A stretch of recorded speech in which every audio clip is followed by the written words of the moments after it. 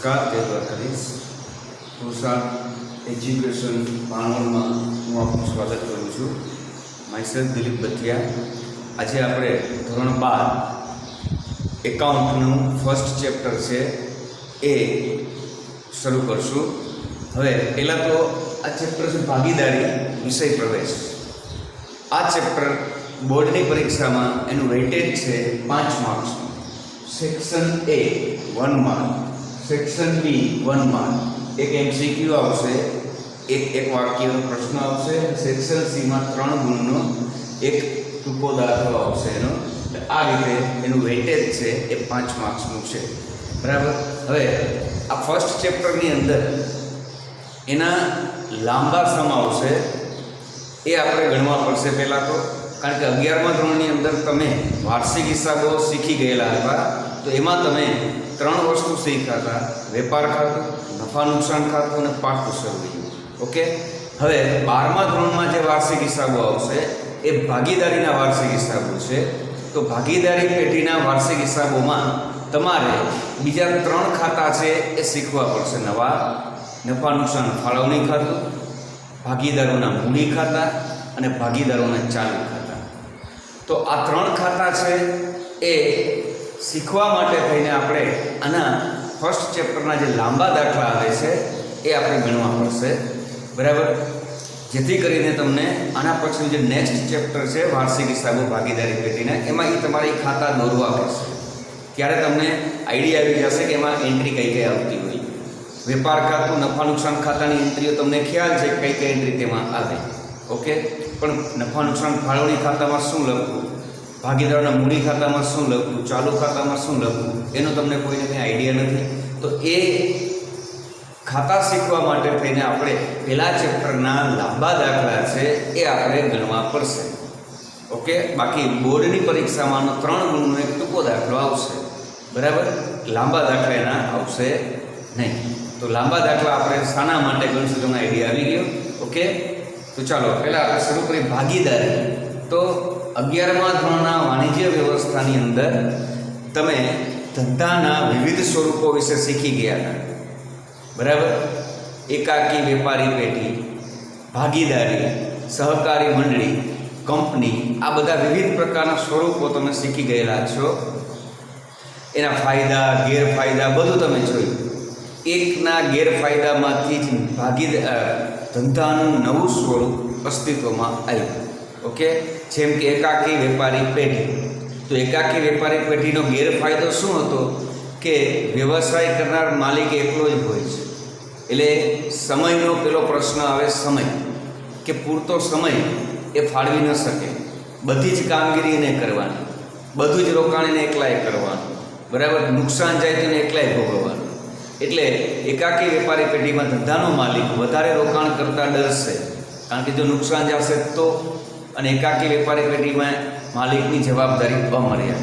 આ બધા એના ગેરફાયદા હતા. એમાંથી ધંધાનું નવું સ્વરૂપ અસ્તિત્વમાં આવ્યું, ભાગીદારી. તો ભાગીદારીમાં ઓછામાં ઓછા 2 ભાગીદારો હોય તો જ પેઢી અસ્તિત્વમાં આવે, બરાબર.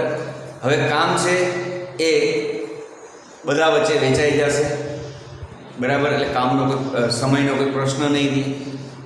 બીજું કે મૂડીનો પણ પ્રશ્ન નહીં રહે, કારણ કે જેટલા ભાગીદારો ધંધામાં જોડાશે એ બધાય પોતપોતાની મૂડી લઈને આવશે, બરાબર. અને જે કાંઈ પણ રિસ્ક છે એ બધા વચ્ચે વેચાઈ જશે, બરાબર. એટલે એકાકી વેપારી પેઢીના ગેરફાયદામાંથી ધંધાનું નવું સ્વરૂપ અસ્તિત્વમાં આવ્યું, ભાગીદારી. આ વસ્તુ તમે 11મા ધોરણના વાણિજ્ય વ્યવસ્થામાં શીખી ગયા, બરાબર. હવે 12મા ધોરણની અંદર એકાઉન્ટનો જે પહેલો ભાગ છે એ આખો ભાગીદારીનો જ છે, બરાબર. તો એનું પહેલું જ ચેપ્ટર છે એ ભાગીદારી છે, એ એનો બેઝ છે કે ભાગીદારી એટલે શું છે. ઓકે. હવે 2 કે તેથી વધુ વ્યક્તિઓ સાથે જોડાઈને વ્યવસાય શરૂ કરે એટલે એની ભાગીદારી પેઢી કહેવાય, બરાબર. વ્યક્તિગત રીતે ભાગીદાર કહેવાય અને એમની ભાગીદારી પેઢી કહેવાય, બરાબર. જેમ કે ABC, આ 3 વ્યક્તિ સાથે મળીને વ્યવસાય શરૂ કરે તો એની ભાગીદારી પેઢી કહેવાય, ABC. પણ વ્યક્તિગત રીતે એ છે એ ભાગીદાર કહેવાય, બી છે એ ભાગીદાર કહેવાય, સી છે એ ભાગીદાર કહેવાય. બરાબર. સંયુક્ત રીતે એની પેઢી છે પણ વ્યક્તિગત રીતે ભાગીદારો છે પેઢીના. બરાબર. ભાગીદારી પેઢીમાં પણ ભાગીદારોની જવાબદારી અમર્યાદિત છે. બરાબર. હવે ત્રણ વ્યક્તિ સાથે મળીને વ્યવસાય શરૂ કરે એટલે કાંઈક ને કાંઈક શરત તો નક્કી કરવી પડે ને. આપણે વ્યવસાય સાથે મળીને શરૂ કરતા હોય એકબીજા સાથે તો એની કંઈક કન્ડિશન હોય, એની કંઈક શરત હોય. બરાબર. એ શરતો નક્કી કરવી પડે. તો આ શરતોને ખાસ ધ્યાનથી સમજી લેજો, કારણ કે લાંબા દાખલામાં આ બધી શરતો જ આવશે, એનો જ તમારે ઉપયોગ કરવાનો આવશે લાંબા દાખલામાં. બરાબર. એટલે એની શરતો છે એને કહેવાય ભાગીદારી કરારનામું.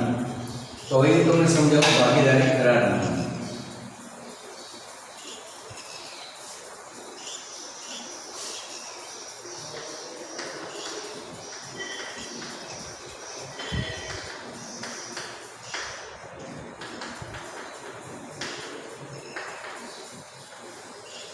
ભાગીદારી પેઢીનું કરારનામું. બરાબર. હવે પેલો મુદ્દો, તમારે બુક્સની અંદર આખું કરારનામું આપેલું છે, એમાં જે ઇમ્પોર્ટન્ટ બધા પોઈન્ટ્સ છે એ હું તમને એક્સપ્લેન કરું છું. ભાગીદારી પેઢીનું કરારનામું છે તે એ બધી શરતો નક્કી થાય. તો પેલો મુદ્દો છે એમાં ભાગીદારોની વિગતો.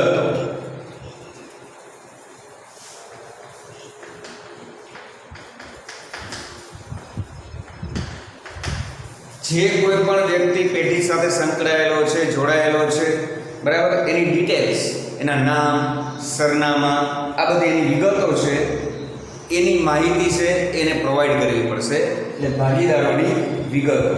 પછી બીજો મુદ્દો છે પેઢીની વિગતો. પેઢીની વિગતો. તો પેઢી છે એનું નામ, એનું ધંધાનું સ્થળ છે એ ક્યાં છે, એના વિશેની બધી માહિતી છે એ કરારનામામાં સૌથી પહેલાં આવે. આપણે આપણું ઇન્ટ્રોડક્શન આપતા હોઈએ તો કેમ પહેલાં આપણે આપણું નામ કહીએ છીએ, પછી આપણે ક્યાં રહીએ છીએ એ કહીએ છીએ. એવી રીતે સૌથી પહેલાં તો એમાં ભાગીદારોની વિગતો આવે, પછી એની પેઢી છે એની વિગતો આવશે. ત્યાર પછી ધંધાનો પ્રકાર,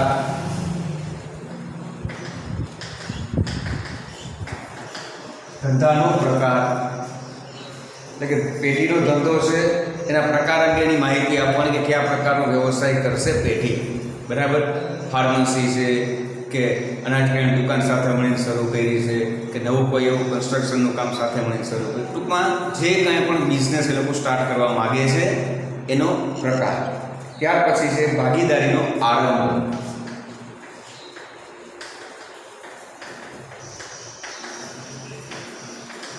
ભાગીદારીનો આરંભ.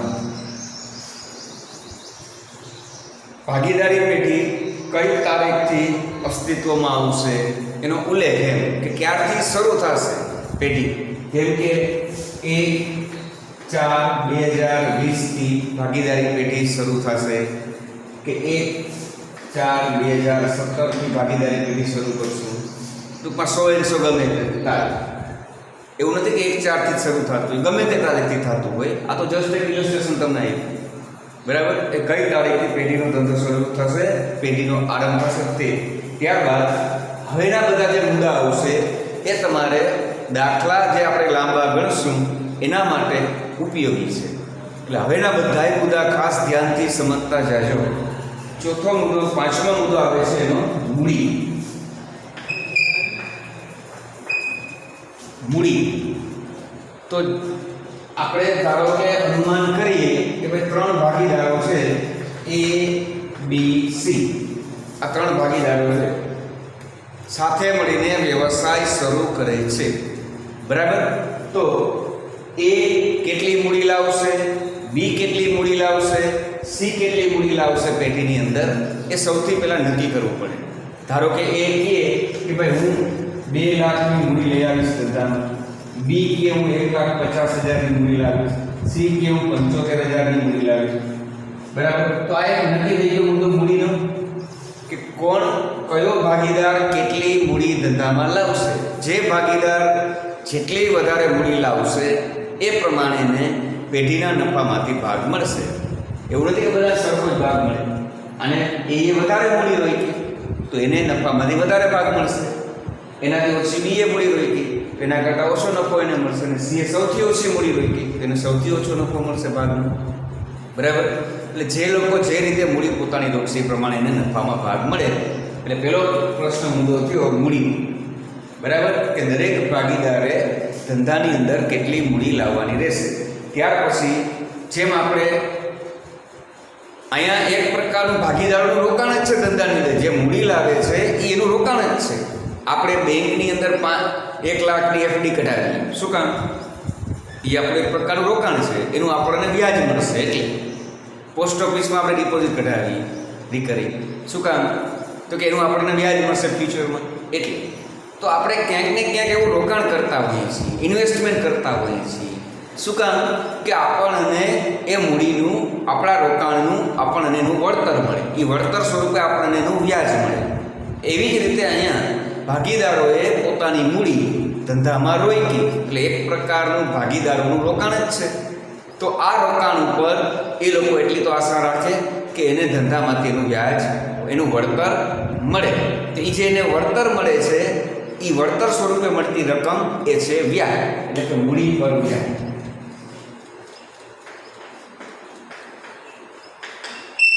મૂડી પર વ્યાજ.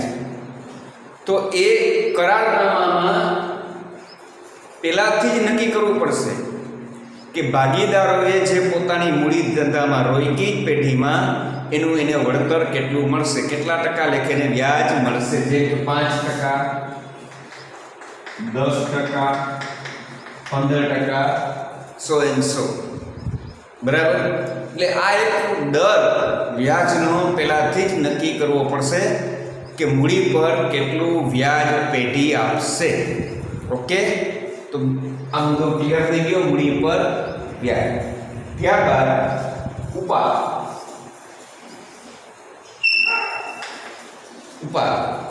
હવે ભાગીદારોએ પોતાના ધંધામાં મૂડી રોકી છે તો અમુક એવા સંજોગો આવી જતા હોય આકસ્મિક કે જેને લીધે એને પેઢીમાંથી રૂપિયા લેવાની પણ જરૂર પડશે. બરાબર. તો એને આપણે ઉપાડ તરીકે ઓળખશું. એટલે ભાગીદારો પેઢીમાંથી જે રકમ લઈ જશે એ એનો ઉપાડ કહેવાશે. બરાબર. એટલે ઉપાડની પણ એક મર્યાદા નક્કી કરવી પડશે કે ભાઈ ઉપાડ કરવામાં આવશે તો કેટલો ઉપાડ કરવાનો રહેશે. બરાબર. હવે નહીંતર કંઈ નક્કી ન કરી હોય મર્યાદા, તો અહીંયા એ 2 લાખ રૂપિયાની મૂડી રોકી અને બીજા જ મહિને કહેશે કે ભાઈ મને 1.5 લાખ રૂપિયાનો ઉપાડ આપો, તો પેઢીની અંદર મૂડીની અછત થઈ જશે. બરાબર.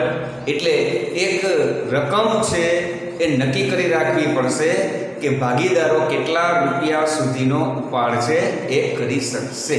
ધારો કે 10,000 સુધીનો ઉપાડ કરે, કે 15,000 સુધીનો ઉપાડ કરી શકશે, કે 20,000 સુધીનો ઉપાડ કરી શકશે. ટૂંકમાં એક રકમ નક્કી કરવી પડશે કે ભાગીદારો કેટલા રૂપિયા સુધીનો ઉપાડ કરી શકશે. એક મર્યાદા નક્કી કરવી પડશે.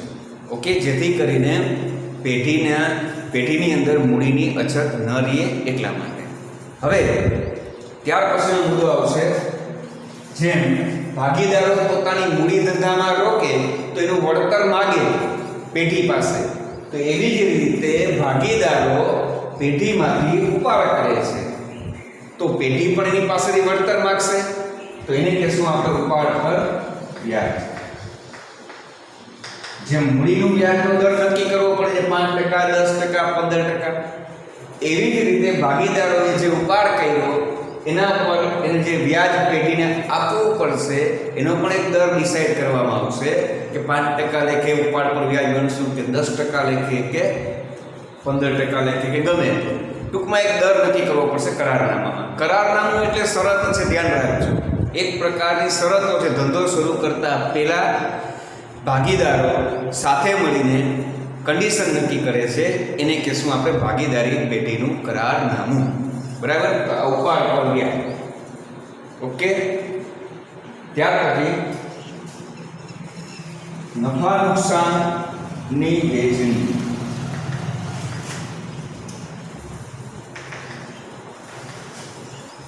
પેઢીની અંદર જે કાંઈ પણ નફો થાય કે ખોટ પણ આવે, એવું જરૂર નથી કે નફો જ થાય, ખોટ પણ આવે, તો આ નફો નુકસાન છે એ ભાગીદારો કેવી રીતે વેચશે એને કહેશું આપણે નફા નુકસાનની વહેંચણીનું પ્રમાણ.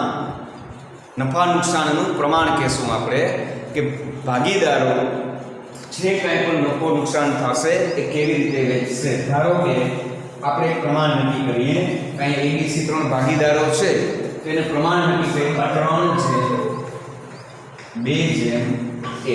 આ એક પ્રમાણ છે નફા નુકસાન, બરાબર. તો આ મતલબ શું? 3:2:1. તો આનો ટોટલ કરો તમે પ્રમાણ 3+2+1 એટલે કેટલા થયા? 6, બરાબર. તો એનો મતલબ થયો કે નફામાંથી A ને 3/6 ભાગ મળશે, B ને 2/6 ભાગ મળશે અને C ને 1/6 ભાગ મળશે. આ એનો મતલબ થયો. Okay, clear? નફા નુકસાનની વહેંચણીનું પ્રમાણ. હવે ધારો કે તમે માની લ્યો કે નફો થયો છે 60,000. 60,000 નો નફો થયો પેઢીનો. તો હવે એના ભાગે કેટલા આવે? જો 60,000 ગુણ્યા એને કેટલો ભાગ મળે? 3/6. તો એના ભાગે કેટલો નફો આવે? 30,000. બી ના ભાગે કેટલો નફો આવશે? 60,000 ગુણ્યા બી ને કેટલો ભાગ મળે? 2/6. તો બી ના ભાગે કેટલો નફો આવશે? 20,000. અને સી ના ભાગે કેટલો નફો આવે? 60,000 ગુણ્યા સી ને કેટલો ભાગ મળે? 1/6. તો સી ના ભાગે કેટલો નફો આવશે? 10,000. 30,000 + 20,000 + 10,000 એટલે થઈ ગયા 60,000. ઓકે, તો આ રીતે નફા નુકસાનની વહેંચણીનું પ્રમાણ છે એ નક્કી કરવું પડશે ભાગીદારોએ. જે કાંઈ પણ નફો કે નુકસાન આવશે એ કેવી રીતે વેચવામાં આવશે. તો આ ક્લિયર? 3:2:1 નો મતલબ ખ્યાલ આવી ગયો. હવે માની લ્યો કે પ્રમાણ નક્કી કર્યું 5:3:2. તો એના ભાગે કેટલા આવે? આનો સરવાળો કરો, 5 + 3 + 2 એટલે 10. તો એના ભાગે કેટલા આવશે? 5/10. બી ના ભાગે 3/10. સી ના ભાગે 2/10. ઓકે, અને કાંઈ ન કીધું હોય તો સરખે હિસ્સે નફો નુકસાન વેચવાનું. યાદ રાખજો ખાસ, કાંઈ પ્રમાણ ન કીધું હોય તો નફો નુકસાન કેવી રીતે વેચવાનું? સરખે હિસ્સે. 1:3 ભાગીદારો હોય તો 1:1:1. 2 ભાગીદાર હોય તો 1:1.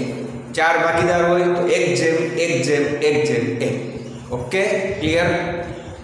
તો આ નફા નુકસાનની વહેંચણીનું પ્રમાણ થયું. ત્યાર પછીનો મુદ્દો આવે છે ભાગીદારને પગાર, બોનસ, કમિશન કે મહેનત.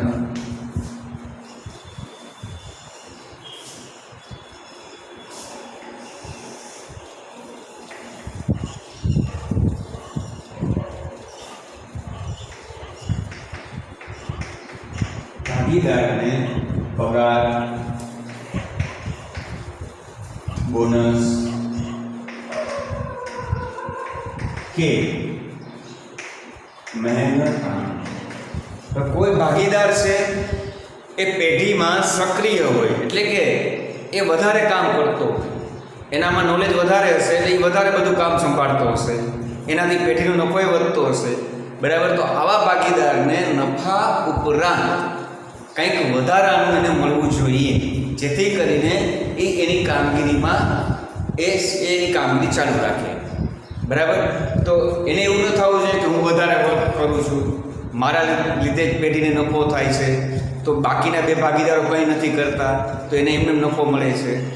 એટલે જે ભાગીદાર પેઢીમાં સક્રિય છે, વધારે વર્ક કરે છે, બરાબર, એનાથી પેઢીનો નફો વધે છે, એટલે એને નફા ઉપરાંત પગાર આપવો પડે. એ જે કંઈ પણ પેઢી નક્કી કરે છે, અથવા તો એને બોનસ વધારાનું આપે, અથવા તો એને મહેનતાણું આપે, બરાબર. એટલે આ પેઢીએ નક્કી કરવાનું છે કે એને કેટલો પગાર આપશો, અથવા એને કેટલો બોનસ આપશો કે કેટલું મહેનતાણું આપશો. ઓકે, ત્યાર પછીનો મુદ્દો છે ભાગીદારે પેઢીને આપેલ લોન પર વ્યાજ.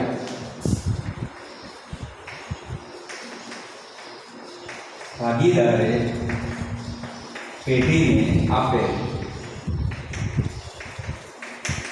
લોન પર વ્યાજ.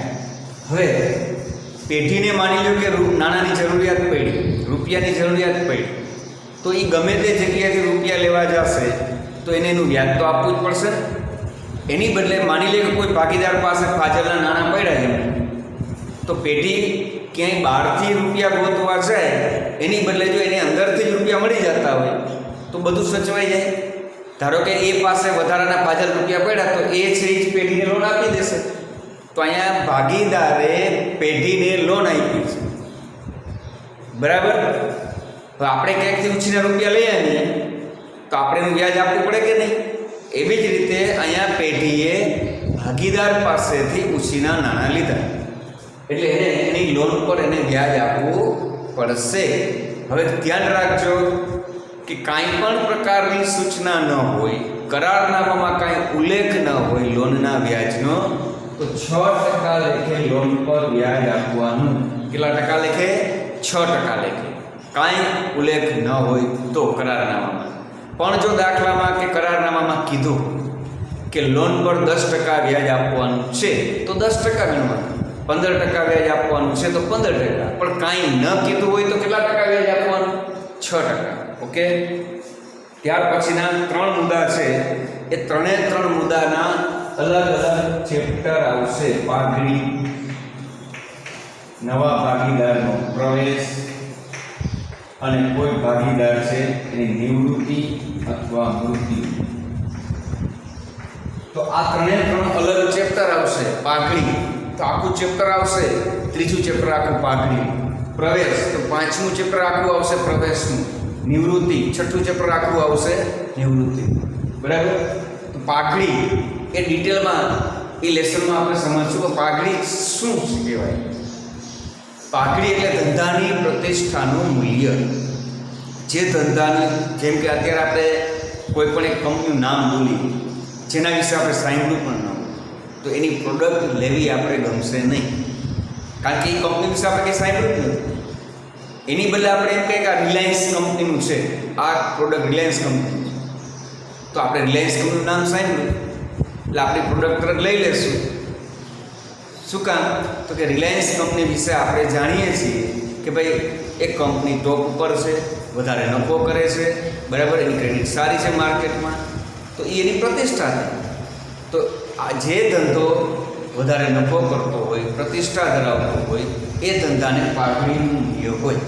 હવે એ ધંધો જ્યારે વેચવામાં આવે ને ત્યારે એને સામાન્ય રકમ કરતાં પણ વધારે રકમ મળે.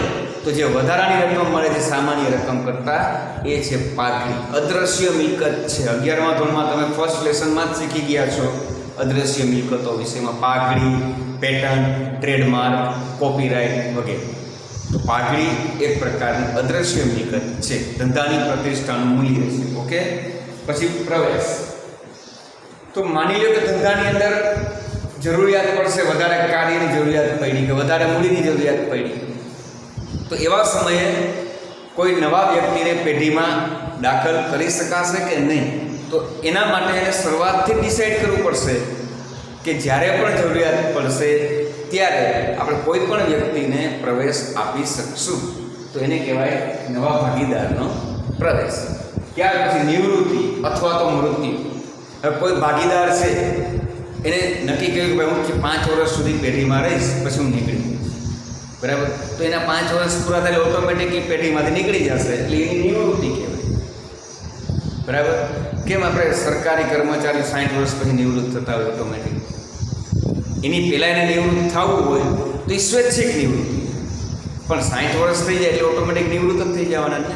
તો એવી જ રીતે પેઢીની અંદર ભાગીદારો નક્કી કરશે કે ભાઈ એને ક્યાં સુધી આ પેઢી આપણે શરૂ રાખશું, અથવા તો વ્યક્તિગત રીતે કોઈ ભાગીદાર નક્કી કરશે. ઓકે. ને પછી અથવા તો મૃત્યુ થાય તો ઓટોમેટિક રિટાયર થઈ ગયું. તો આ બધા અલગ અલગ ચેપ્ટર આવશે. અને છેલ્લે છે વિસર્જન.